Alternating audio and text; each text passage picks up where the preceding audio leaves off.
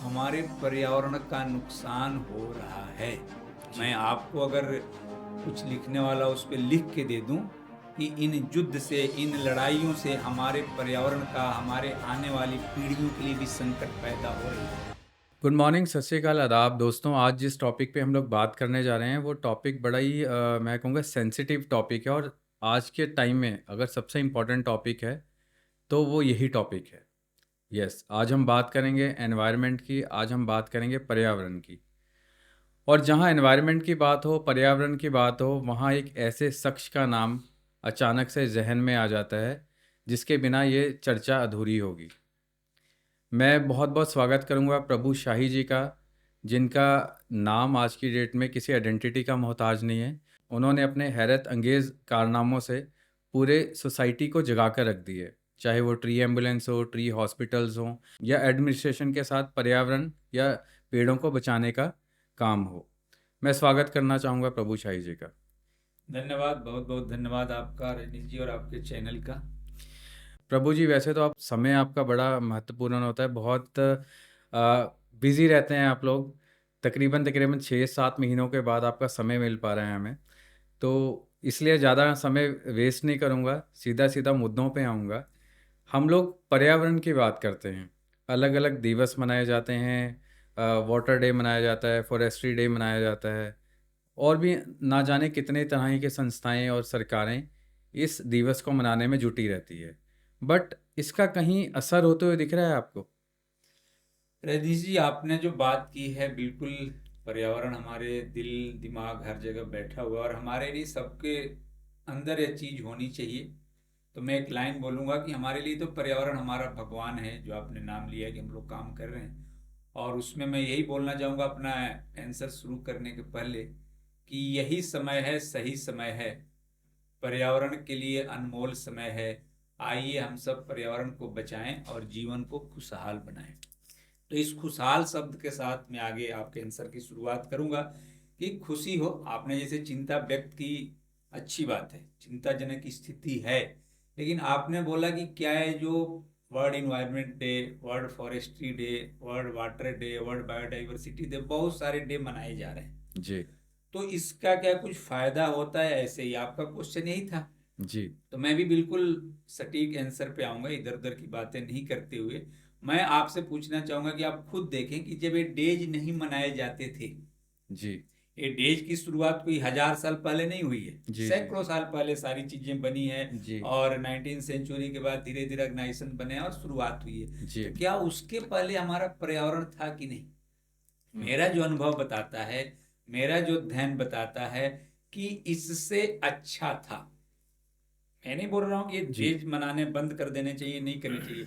लेकिन बाद में लोगों को लगा कि भाई हम बहुत पीछे जा रहे हैं, हम बहुत नीचे जा रहे हैं, हम पिछड़ रहे हैं, या हमारा पर्यावरण का नुकसान हो रहा है। तो धीरे धीरे लोगों ने इन चीज़ों की शुरुआत की। जी, आपने जो डेज की जो बात की है, वास्तव में जो 100% जी, इसका फुलफिलमेंट होना चाहिए, इससे मतलब जागरूकता जानी चाहिए, उसमें कहीं ना कहीं कमी तो है। हमें जरूरत है ऑल 365 डेज इस पे काम करने के लिए। जी, एक दिन डेज मना के हम कुछ नहीं कर सकते। जी, इसीलिए मैं हजारों साल प्राचीन सभ्यता की बात कर रहा था कि उन दिनों हर दिन हम पर्यावरण को रिस्पेक्ट करते थे, प्रकृति को रिस्पेक्ट करते थे। आज हम एक फंक्शन करके भूल जाते हैं। नहीं, हमें ये डेज भी मनाने हैं, लोगों तक जागरूकता पहुंचानी है, लेकिन उसको चैलेंज के रूप में लेकर के हर दिन अपने काम करने हैं, जिससे हम पर्यावरण को शायद बचा इन सकें। दिनों का ये मतलब बन के रह गया कि अब अखबारों में बड़े-बड़े पन्नों पे ऐड दी जाए, टीवी चैनल्स पे सब कुछ एडवर्टीज़मेंट चले। बट एक्चुअल में जो इन दिवसों को मनाने का मेन मकसद है, वो कहीं न कहीं अछूता रह जाता है। कहीं न कहीं वो पूरा नहीं हो पाता, क्योंकि इन दिनों में शायद सरकार द्वारा, संस्थाओं द्वारा यही जानकारी दी जाती है कि किस तरह से हमें पर्यावरण को बचा के रखना चाहिए, किस तरह से हमें पेड़ों की सुरक्षा करनी चाहिए। बट वो चीज़ें मेरे ख़्याल से जो ये एफ़र्ट डाले जा रहे हैं सरकार के या फिर समाज के या फिर और संस्थाओं के, वो कहीं न कहीं अछूते दिख रहे हैं, कहीं न कहीं इनकम्प्लीट दिख रहे हैं। इसके लिए मैं आपको यही बोलूंगा कि हमारी संस्था एक 5P की हम बात करते हैं, उसी 5P की हमें जिक्र करूंगा जी, कि इसके लिए हमें पूरी प्लानिंग, प्रिपरेशन, पार्टिसिपेशन और इसको आगे लेकर के इसके प्रोटेक्शन और सारी चीजें करनी पड़ेगी, तब जाके हम सफल होंगे। क्योंकि एक दिन हम एडवर्टाइजमेंट तो दे देंगे, आपने बिल्कुल सही बोला, हमारे पास पैसा होगा, एजेंसी के पास पैसा होगा, एडवर्टाइज लगा देंगे, लेकिन उसको जन जन तक पहुंचाना, एक एक सोसाइटी तक पहुंचाना, एक एक कम्युनिटी तक पहुंचाना, उस पे हमें काम करने की जरूरत है। और उसके लिए हमें पार्टिसिपेशन करनी पड़ेगी। जब तक हमारी जन भागीदारी नहीं होगी, हमारी इच्छा शक्ति नहीं होगी, चाहे हमारी सरकार हो, चाहे हमारी सोसाइटी हो, जी। चाहे हमारे सोशल वर्कर हो, सबके इच्छा शक्ति की जरूरत है। और जब इच्छा शक्ति लगेगी तो ये सारा काम सफल हो सकता है और हम पर्यावरण को बचाने में जरूर सफल होंगे। प्रभु जी, एक क्वेश्चन थोड़ा सा ऑफ बीट आपसे पूछूंगा। अभी रिसेंटली ऐसे युद्ध की स्थिति बनी हुई है। काफ़ी सारे देश युद्ध कर रहे हैं। अलग अलग तरह से घातक बम और हथियारों का यूज़ किया जा रहा है ना? पानी की क्षति भी हो रही है। आई एम श्योर जंगलों की भी क्षति हो रही होगी। जब आप कोई बहुत बड़ा बॉम्ब गिराते हैं किसी भी जगह पे, तो जंगल एनवायरनमेंट और वहाँ पे रहने वाले जीव जंतु सभी लोग अफेक्टेड होते हैं। तो आपको लगता है कि ये जो युद्धबारी है, ये जो चीज़ें हैं, कहीं ना कहीं ये भी पर्यावरण को नुकसान पहुंचा रही है? यह जो आपने दूसरा क्वेश्चन पूछा है, बहुत ही मतलब एक तरह से पर्यावरण के लिए इम्पोर्टेंट क्वेश्चन है। और लोगों को यही लगता होगा कि मैं तो टीवी में युद्ध देख रहा हूँ, वार देख रहा हूँ, मिसाइलें चल रही है, उधर से बम चल रहे हैं। नहीं, हमारे पर्यावरण का नुकसान हो रहा है। मैं जी। आपको अगर कुछ लिखने वाला उस पर लिख के दे दूं कि इन युद्ध से, इन लड़ाइयों से हमारे पर्यावरण का, हमारे आने वाली पीढ़ियों के लिए भी संकट पैदा हो रही है। चलिए, जो युद्ध चल रहा है अभी, जैसे रसिया और यूक्रेन का काफी दिन से चल रहा है, जी। उसमें जो रसिया एक देश है, रूस जो देश है, जो विश्व के 5 सबसे जंगल वाले देश हैं उसमें टॉप मोस्ट में है। जी। 5 कंट्री ऐसे हैं, आपको बता दूं कि जितना सारा जंगल है उसमें से 50% ज्यादा उन 5 कंट्री के पास है। जी। उसमें रसिया तो टॉप मोस्ट है। जी। और रसिया और यूक्रेन का युद्ध सालों से चल रहा है, तब सोचिए कितने जंगल का नुकसान हुआ होगा। हम्म। उसकी भरपाई अगर वो युद्ध रुक भी जाती है तो हम कितने सालों में करेंगे, ये हमें सोचना पड़ेगा। अभी जो नया युद्ध छिड़ गया है, जिसमें बहुत सारे कंट्री भाग लेने जा रहे हैं, और पता नहीं, भगवान न करें कि ये विश्व युद्ध का रूप ले, लेकिन ये तो पता नहीं वैसा ही लग रहा है। और ऐसे ऐसे लोग बैठे हैं कि बोल रहे हैं कि नहीं, हम तो अंत तक लड़ेंगे और हम तो इसको हमेशा युद्ध को चलाएंगे, अपने अपने जीत पे बैठे हैं। तो आप क्या सोच रहे हैं कि एक मिसाइल जो जाती है, तो क्या वो सीधे मिसाइल गई और मार दिया? नहीं, यहाँ हम तो कारों पे पाबंदी लगा रहे हैं, पॉल्यूशन पे पाबंदी लगा रहे हैं, और उसके बारे में हम कब सोचेंगे? मैं खुद एक फौजी रहा हूं, और मैं आपको बता रहा हूं कि जो ग्रीन हाउस इफेक्ट, जो हमारे सैनिक कार्यों का भी उसमें बहुत बड़ी भागीदारी है, चाहे हमारी उस शांति काल में हमारी ट्रेनिंग हो, हमारा युद्धाभ्यास हो, और युद्ध में तो है ही। जी। तो इन सारी चीजों से कहीं ना कहीं हमारा पर्यावरण बुरी तरह, मतलब बहुत ही प्रदूषित हो रहा है, और आने वाले समय के लिए चुनौतियां पैदा कर रहा है। लेकिन आज समय ऐसा आ गया है कि स्थिति ऐसी है कि बड़े बड़े शासक, बड़े बड़े संगठन, बड़े बड़े संस्था अपने मुंह बंद करके बैठे हैं, और हम ही युद्ध करा रहे हैं, और फिर हम युद्ध रुकवाते हैं, और फिर हम बोलते हैं मैं शांति से नोबेल प्राइज दे दो जी। बड़ी हैरानी होती है प्रभु जी की बड़े बड़े देश, बड़े बड़े राजनेता, बड़े बड़े शक्तिशाली लोग इस युद्ध का हिस्सा हैं, जो कि अक्सर देखा जाता है कि लड़ाई झगड़ों में मध्यस्थता करके लड़ाइयों को दूर करते हैं। आज वो खुद लड़ रहे हैं। प्रभु जी, ये तो बात होगी जो रिसेंटली जो वॉर चल रहा है उसके बारे में, किस तरह की स्थिति बनी हुई है और किस तरह से ये पर्यावरण को नुकसान पहुंचा रहे हैं। अब सीधा आते हैं भारत के बारे में।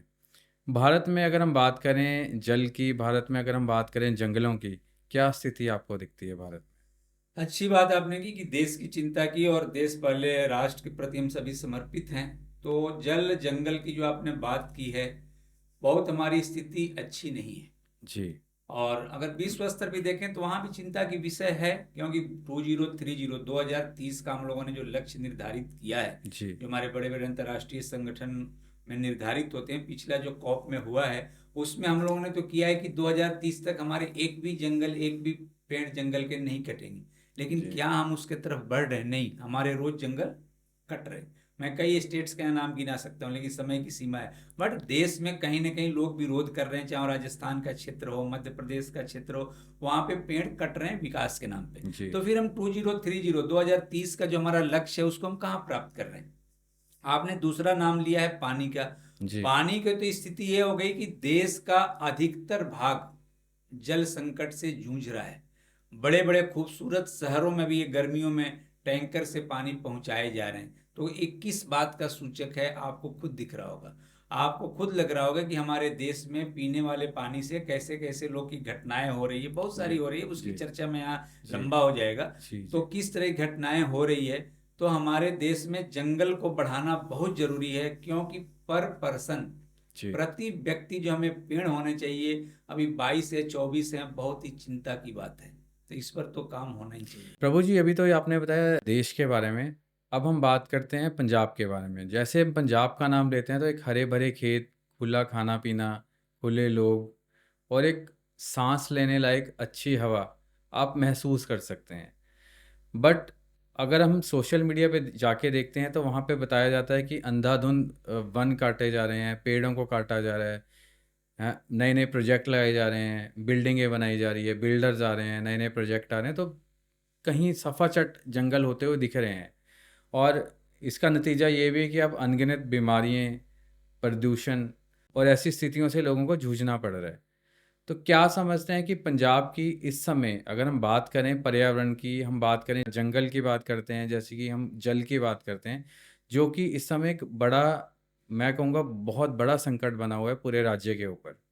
क्या लगता है इस समय पंजाब की क्या स्थिति है? बिल्कुल, आपने जो बात बोली उसको एक लाइन को पहले मैं समर्पित करूंगा। पवन गुरु पानी पिता माता धरत माते, वह धरती है, वह पवित्र धरती है जहाँ पे गुरु नानक जी ने इतनी पवित्र वाणी बोली। लेकिन आज जी मुझे दुख हो रहा है कि कुछ सालों के बाद इस विकास की दौर में हमें आज ये चिंता करना पड़ रहा है, चर्चा करना पड़ रहा है कि पंजाब में ऐसा क्यों हो रहा है। बहुत दुख है। यह वास्तव में धरती खुशहाली धरती थी, लेकिन हम तरह तरह के काम करके, और जो बार बार आपने जंगल पे मेरे को मतलब इंगित किया है, तो मैं जंगल की बात करूंगा। पंजाब के पास बहुत सारा जंगल भी था जी और जल भी था। जी कहाँ 7 नदियां, फिर 5 नदियां, और उसके बाद भी वह प्रदेश जंगल और जल की चिंता कर रहा है। तो कहीं ना कहीं हमारे कथनी और करनी में अंतर हुआ है। जी कहीं ना कहीं हम गुरबाणी के उन लाइनों से भटक गए हैं। तो हमें जरूरत है कि उस पर चलें और सोचें, नहीं तो यही हाल रहा तो पंजाब का जो भविष्य है, जल संकट के साथ साथ जो जमीन की जो दुर्दशा हो रही है और जंगल समाप्त हो रहे हैं, बहुत ही चिंतनीय है।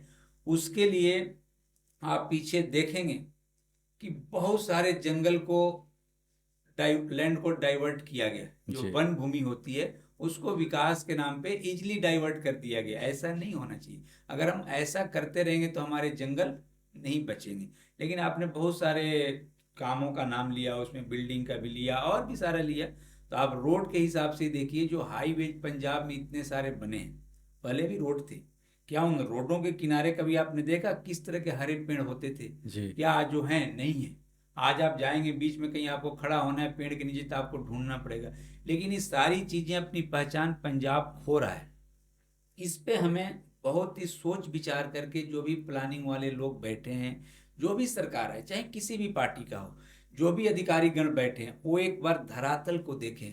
और अगर वो कोशिश करना अभी नहीं शुरू करेंगे, मैं बार बार बोल रहा हूं कि अगर वो नहीं शुरू करेंगे तो पंजाब के लिए बहुत लेट हो जाएगा। और पंजाब कहीं ना कहीं एक तरह से एक इंजन का काम करता है इस भारत देश के लिए। जी लेकिन हम केवल प्रोडक्टिविटी के ऊपर न जाएं, हम इन्वायरमेंट को भी प्रायोरिटी दें। प्रभु जी, जैसे कि हम बात कर रहे हैं पंजाब की, तो पंजाब में जैसे आप देखेंगे कि पहले वो बड़ा ये एक ना एक ट्रेडिशनल फील आती थी, एक एक कल्चर दिखता था पंजाब के अंदर।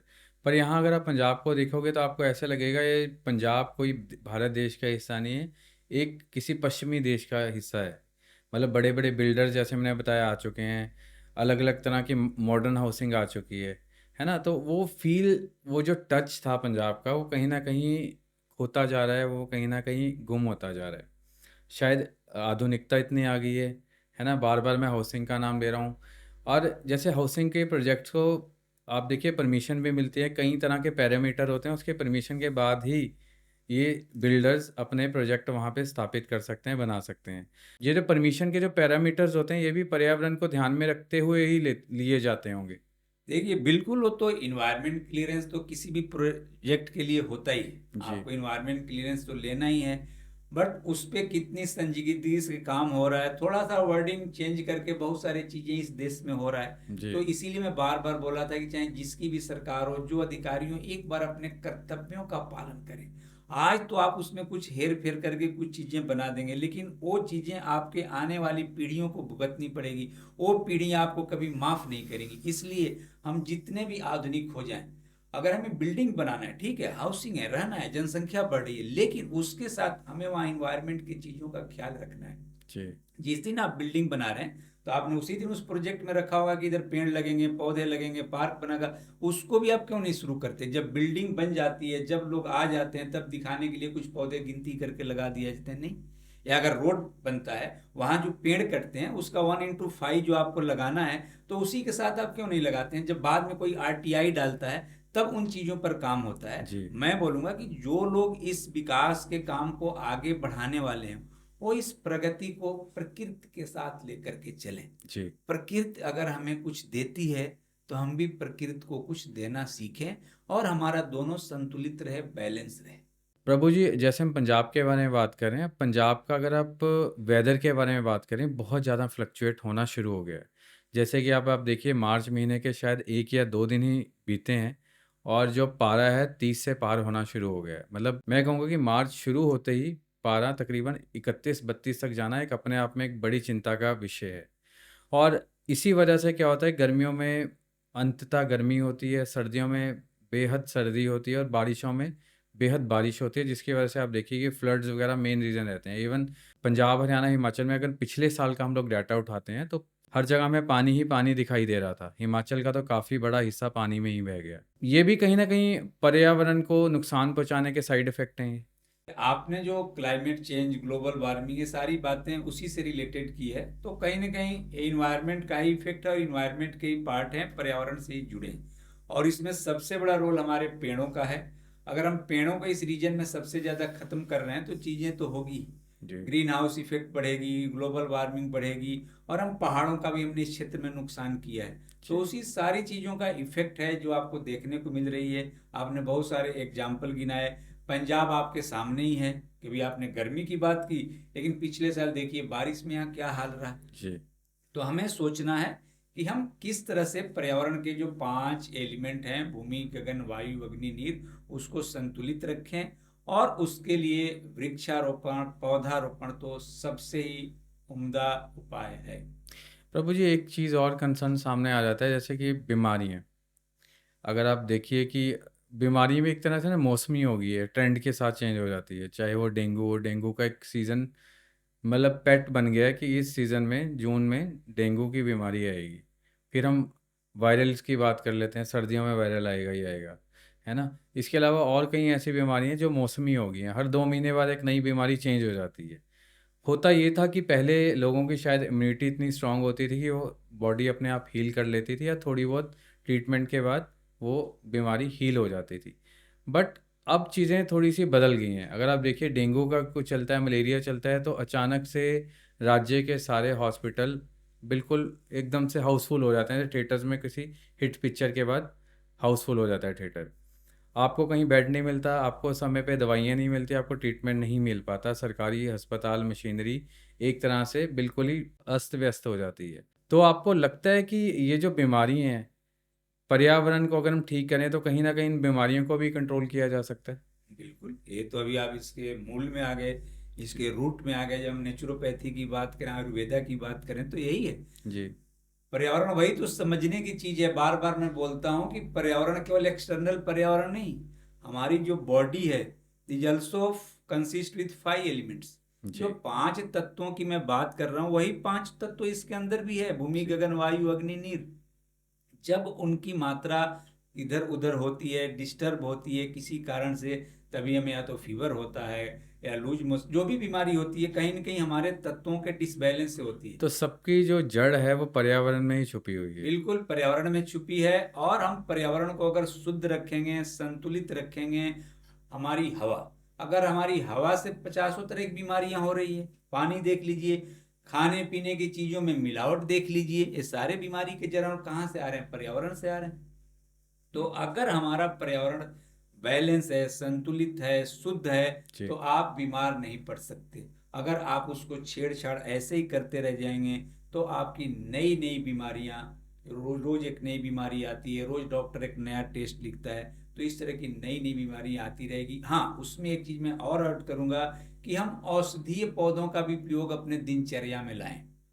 मैं एक दो पौधों का नाम आपको बता देता हूँ। जी। जैसे मान लीजिए गिलोय है, कोरोना के टाइम में बहुत लोगों ने सुना, हमने बहुत जी। डिस्प्यूट किया। तो गिलोय कहीं भी लग जाती है, तुलसी है, एलोवेरा है। इस तरह के कुछ पौधों को अगर आप उपयोग करेंगे, हर टाइम अपने दिनचर्या में रखेंगे, तो बहुत सारे बीमारियों से चपेट में आप नहीं आ सकते। हम इंतजार ना करेंगे जब हम बीमार पड़ेंगे तभी कुछ करेंगे, तो पहले से शुरुआत करें। प्रभु जी, ये तो बात हुई प्रॉब्लम्स की। आपने बताया कि किस तरह की प्रॉब्लम आ रही है और किस चिंताजनक स्थिति में इस समय पूरी भारत नहीं पूरी दुनिया है। अब इसके सॉल्यूशन पे अगर हम बात करें तो किस तरह से हम लोग इस जो गंभीर स्थिति बनी है उसको कंट्रोल कर सकते हैं, उसको पॉजिटिव साइड पे लेके आ सकते हैं?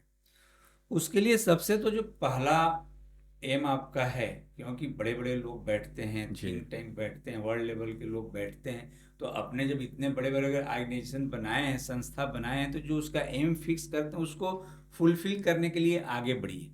और आगे बढ़िए, जो उसमें फिर वही आता है। पर प्रभु जी, इस पे मेरा एक और क्वेश्चन है आपसे। ये चीज़ें तो पहले से चली आ रही हैं, तो क्यों हम कामयाब क्यों नहीं हो पा रहे हैं इस सारी प्रॉब्लम को कंट्रोल करने में? वही बता रहा हूँ ना कि कामयाब इसलिए नहीं हो रहे हैं कि जो हमारी पार्टिसिपेशन 100% होनी चाहिए। जी। हम किसी ब्लॉक तक रह जाते हैं, जैसे आपने पीछे क्वेश्चन में बोला था, हम ऐड दिखा के, प्रचार दिखा के वहां तक सीमित कर लेते हैं। ये केवल टेलीविजन और मीडिया तक नहीं होना है, ये हर कंट्री के जो नीचे का तबका है वहां तक जाना तो है। आपको लगता है कि इसके लिए भी लॉ एंड ऑर्डर थोड़े स्ट्रिक्ट होने चाहिए? बिल्कुल स्ट्रिक्ट होने चाहिए। जी। जिससे हमारा जीवन है, जिससे हमारा यूनिवर्स है, उसके लॉ एंड ऑर्डर लूज होंगे, फिर क्या होगा? आपने अच्छा बोल दिया। देश का एनजीटी है, आज ही मैं एक न्यूज पढ़ रहा था, उन्होंने बहुत सारे डिसीजन इंडस्ट्री के फेवर में दे रखा है जी। ये क्या एनजीटी किस लिए बनी थी? कि पर्यावरण की रक्षा होगी, और आपके पास जो केसेस आ रहे हैं उसको आप उनके फेवर में दे रहे हैं, तो ये तो मतलब कि गलत है। कुछ ऐसे स्ट्रिक्ट ऑर्डर की सरकार ऐसे लागू कर दे कि हर आदमी को 5 पेड़ लगाना ज़रूरी है, या फिर 5 पेड़ों का ध्यान रखना ज़रूरी है। बिल्कुल। प्रभु जी, जैसे हम बात करते हैं कनाडा जैसे देशों में, वहाँ पे सरकार पर्यावरण को लेके बहुत ज़्यादा स्ट्रिक्ट है। जैसे कि आप देखेंगे कि वो एक ठंडा इलाका है, वहाँ पे स्नोफॉल बहुत ज़्यादा होती है। तो वहाँ पे ऐसे रूल सरकार द्वारा लगाए गए हैं कि घर के आगे आप थोड़ा-सा भी स्नो को इकट्ठा नहीं होने दे सकते। अगर कोई वहाँ पे स्नो होती है तो आपको फ़ाइन पड़ता है, वो भी अच्छा खासा भारी। तो इस तरह के नियम भारत में भी बनने चाहिए कि पर्यावरण को किसी तरह से हम लोग सँभाल के रख पाएँ। बिल्कुल बनना चाहिए जी। जो नियम पहले से भी हैं उसको कड़ाई से पालन हो, और नए नियम लोगों की भागीदारी के साथ, लोगों से बात करके बनाई जाए जी। कि उसका पालन भी हो सके, और सख्ती से पालन हो। आपने कनाडा का नाम लिया, तो कनाडा आज पर पर्सन ट्री में उसका पोजीशन बहुत ही अच्छा है। जी। इंडिया उसके सामने कहीं स्टैंड नहीं करता, जी। इसीलिए वो कंट्री इन्वायरमेंट के हिसाब से, पर्यावरण के हिसाब से कितना सुकून देता है। यही लोग हैं जो भारत में रहते हैं और पर्यावरण के साथ क्या सलूक करते हैं, और सेम लोग जो कि कनाडा में रहते हैं, तो उनकी जो मनोवृत्ति है, उनका सोचने का तरीका वहाँ पे जाके चेंज हो जाता है। तो क्या इसमें कानून की भागीदारी मानी जाए या फिर सरकारों का जो इन्वॉल्वमेंट है वो ज़्यादा है, वो माना जाए? नहीं, कानून के साथ साथ एक आपका जो भी वहाँ की सभ्यता, संस्कृति, आदतें, लोगों की दिनचर्या हम बोलें, वो फर्क डालता है कि अगर 10 आदमी इस तरह काम कर रहा है तो आप भी उसको कॉपी करोगे। हुँ। तो वही चीज़ हमारे यहाँ होना चाहिए। आपने बिल्कुल सही कहा कि यहीं के लोग जब यहीं के स्टूडेंट कनाडा में पढ़ रहे हैं, वहाँ बिल्कुल उसको फॉलो करते हैं, जब यहाँ आते हैं तो गाड़ियाँ उल्टा पुल्टा घुमाते हैं, कुछ और जी। गलत काम करते हैं। तो ये नहीं होना चाहिए। आप जहाँ भी रहें, और अगर आप वहाँ अच्छी चीज़ सीखते हैं तो यहाँ के उसको दीजिए लोगों को, और लोगों को बताइए कि और भी लोग उसको फॉलो करें, तो होना चाहिए। सही दिशा दिखाना ज़रूरी है। बिल्कुल। जब तक आप सही दिशा किसी को नहीं देंगे, उसमें सरकार को भी आगे आना है, सामाजिक संस्थाओं को भी आगे आना है, सबको आगे आना पड़ेगा। कोई सोचे कि एक व्यक्ति कर देगा, तो एक व्यक्ति के बस की बात नहीं है। तो सही दिशा पे चलना ज़रूरी है, सही दिशा दिखाना ज़रूरी है। तो क्या ये सही दिशा दिखाने में जो हमारी सरकारी मशीनरी है सफल नहीं हो पा रही है? या किन कठिनाइयों का सामना करना पड़ रहा है सरकार को आज? इसमें बार बार मेरा एक ही क्वेश्चन रिपीट होता है, आंसर एक ही रिपीट होता है कि भाई कठिनाइयाँ यही है कि हम खुद, जब मैं बैठा हूँ यहाँ पर्यावरण सेवक आपने बोला, तो मैं उसको अगर 100% पालन करूंगा तो दूसरा भी करेगा। लेकिन हमारे कंट्री में क्या हो रहा है कि जब हम बड़े बड़े ओहदे पे, बड़े बड़े पोजीशन पे हैं, हमारे प्रोटोकॉल इतने हैं कि हम दिखावा मात्र तक रह गए। जनता को लगता नहीं है कि जो हमारा लीडर है या हमारा कोई बड़ा उच्च अधिकारी है वो एक आदर्श हमारे लिए बनेगा कि उसकी हम कॉपी करें। तो इसमें कहीं ना कहीं कमी हो रही है। हमारे उच्च पदों पर बैठे हुए लोगों को सोचना चाहिए कि अपने कामों से, अपने कथनी और करनी की एक रूपता से लोगों पर ऐसा प्रभाव डालें कि उनके दिल में उनके लिए जगह मिले और उनको फॉलो करें, और इसको पर्यावरण को बचाने में आगे आए। नहीं तो आने वाले समय में बहुत बड़े बड़े संकट देखने को मिलेंगे। मतलब कि जिस तरह से सिगरेट, तंबाकू के विज्ञापन दिखाए जाते हैं और ऐसे बताया जाता है कि इनको पीने वाले एक एक हीरो की भूमिका में दिखते हैं समाज के अंदर, तो हमें कुछ ऐसे उपाय करने चाहिए कि पर्यावरण को बचाने वाले लोग भी अपने आप को हीरो समझें सोसाइटी के सामने। बिल्कुल, they are the real hero. अभी ये पहचान देनी पड़ेगी, आज नहीं देंगे बाद में देंगे। आपने बोला अभी मैं मातृशक्ति का मैं नाम लेना चाहूंगा क्योंकि जी। मातृशक्ति दिवस भी है इस महीने में। जी। अमृता देवी जी ने राजस्थान में उन्होंने अपना बलिदान दिया, उनके साथ सैकड़ों लोगों ने बलिदान दिया, लेकिन आज भी अभी राजस्थान में उसी खेजड़ी के पेड़ के लिए आंदोलन चल रहे हैं। तो जी। अगर आप कुछ अच्छा करके आदर्श स्थापित करें कि आपके पीछे लोग चलें। बहुत शर्म की बात है, आपने बोला कि लोग लेकर डब्बे का एडवर्टाइजमेंट, अरे पैसे लेकर के कहाँ जाओगे, क्या करोगे, कुछ अच्छी चीज का करो। जी। हमें पता है कि सिगरेट हमारे हेल्थ के लिए हानिकारक है, उस पर लिखा भी है, और हमारे बड़े बड़े लोग उसको एडवर्टाइज करते हैं। नहीं, मेरे हिसाब से तो एक पर्यावरण सेवक के हिसाब से तो गलत है। वो सिगरेट हमारे पर्यावरण को भी नुकसान कर रहा है। जी। तो ये चीज़ें नहीं होनी चाहिए। नहीं होनी चाहिए, बिल्कुल नहीं होनी चाहिए। प्रभु जी, जाते-जाते अगर आप कुछ सुझाव दें आम लोगों को, ये तो सरकारों की बात होगी, बड़े-बड़े कैंपेन्स की हमने बात की। एक आम आदमी से मेरा मतलब है कि एक 5 साल का छोटा बच्चा भी और एक 50 साल का या 70 साल का बुज़ुर्ग भी, किस तरह से पर्यावरण को बचाने में अपना सहयोग दे सकता है? देखिए, सबसे आपने बच्चे का भी नाम ले लिया, तो बच्चा को तो सबसे पहले उसको थोड़ा मोबाइल से दूर रखें। जी। आज एक नया पोल्यूशन आ गया, डिजिटल पोल्यूशन। जी। क्योंकि हम बाहरी पोल्यूशन की बात की, इन्वायरमेंट की, जी। हमारे अंदर भी इन्वायरमेंट है। तो हम जी। ऐसी ऐसी चीजें देख रहे हैं, ऐसी ऐसी चीजें कर रहे हैं कि हम पहले से ही दूषित प्रदूषित हो जाते हैं। जी। तो एक और हमारे हेल्थ पे भी उसका उल्टा इफेक्ट पड़ता है। जी। तो एक तो उसको मोबाइल से बचाना है, बाकी उसको शुरू से ही पेड़ पौधे, इन्वायरमेंट के प्रति उसके लगाव की तरफ लेकर के जाएं।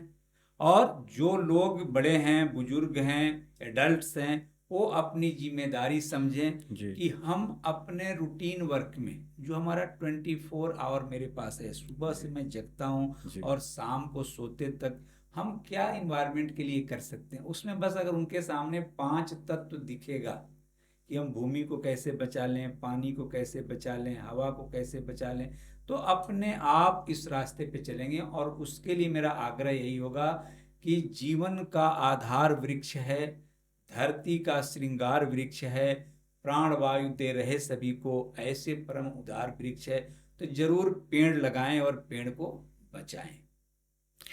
थैंक यू प्रभु जी, आज भी आपसे बात करके बड़ा मज़ा आया। बड़ी मैं कहूँगा महत्वपूर्ण जानकारी आपने दी, और इस जानकारी से मुझे लगता है कि समाज को और हमारे इस चैनल को देखने वाले लोगों को बहुत बहुत फ़ायदा होने वाला है, और हमारे पर्यावरण को बचाने में भी कहीं न कहीं बहुत बड़ा फ़ायदा होगा, बहुत मदद मिलेगी। Thank you Prabhu sir. आपका भी बहुत बहुत धन्यवाद।